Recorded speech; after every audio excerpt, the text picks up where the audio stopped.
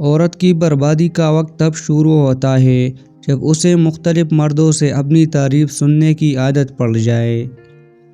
بیوی تب آپ پر اعتماد کرتی ہے اور بغیر ہچکچائے اپنے دل کی بات آپ سے کرتی ہے جب آپ اس کی بات گھر والوں یا کسی تیسرے کے سامنے بیان نہ کریں۔ عورت یا تو شوہر کے پاس محبوس ہوتی ہے یا قبر میں۔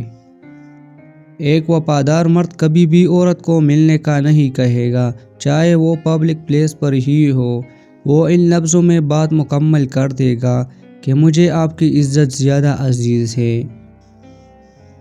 بے حیا عورت کے جسم پر کوئی توقتا بھی نہیں، ہاں مگر موقع ملے تو اسے چومنا چاٹنا پر ذوالعین سمجھتے ہیں۔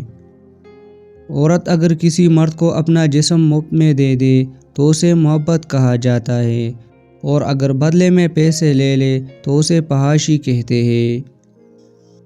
اس مرد کی محبت سر آنکھوں پر رکھنا جسے محبت سے زیادہ تمہاری چادر عزیز ہو۔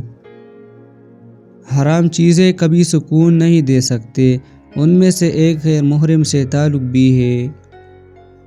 عورت کو ہر مرد سے ڈر لگتا ہے سوائے اس کے جو اسے پسند آ جائے۔